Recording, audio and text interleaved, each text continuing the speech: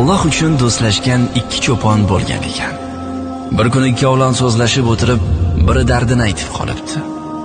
Do'stim, men oshiq bo'ldim. Alloh xayrli qilsin. Nega mahzunsan? Kimga oshiq bo'lding? Podshohning qiziga. Unga yetishish mening buyuk orzuyim. Shunaqami? Nima qilsa ekan? Ha, topdim. Bir paytlar men safarda Orif zot bilan birga bo'lgan edim. O'sha zotdan so'raymiz. Ikki do'st o'sha Orif zotning oldiga borib, vaziyatni tushuntirishibdi. Buning yo'li oson, debdi Orif zot. Falon yerdagi g'orga borasan. 40 kun tinmay Alloh, Alloh, Alloh deysan. Yigit rozi bo'lib, Orif aytgan ishni boshlabdi. 10 kun o'tibdi, 15 kun o'tibdi.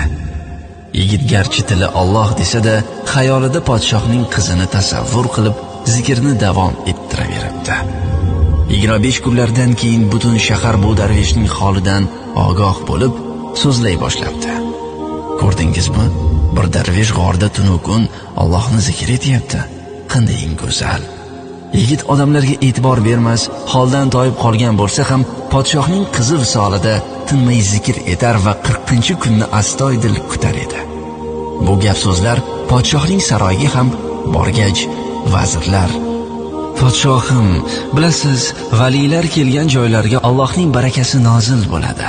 Odamlarda muhabbat paydo bo'ladi. Qanday qilib u zotni shahrimizda olib qolsak ekan?" deyishibdi. Saroyim oldiga bir saroy qursak, qabul etarmikan? Yo'q, Orif zotlar mol dunyoga qarashmaydi. Vazirlikni bersam-chi? Uni ham qabul etmaydi. Unda nima maslahat berasizlar?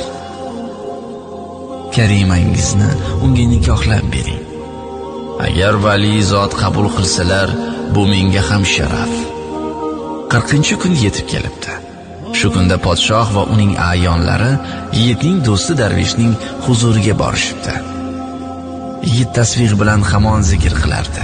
Yigit zikrni to'xtatishi bilan podshoh salom berib so'rabdi: "Hazrat, sizning bu yurtda bo'lishingiz bizga sharaf. Buyuring, sizga bir saroy qurdiraman."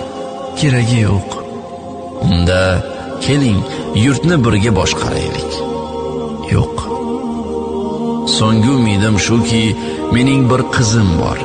Garchi sizga loyiq bo'lmasa-da, uni nikohingizga olsangiz." "Yo'q."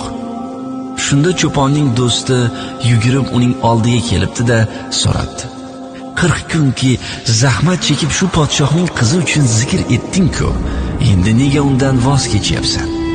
Do'sti tabassum qildi-da shunday javob berdi: "Men 40 kun podshohning qizi uchun Alloh deganimga huzurimda podshoh va vazirlar tiz cho'kyapti. Agar Alloh uchun Alloh desaydim, nelar bo'lmasdi."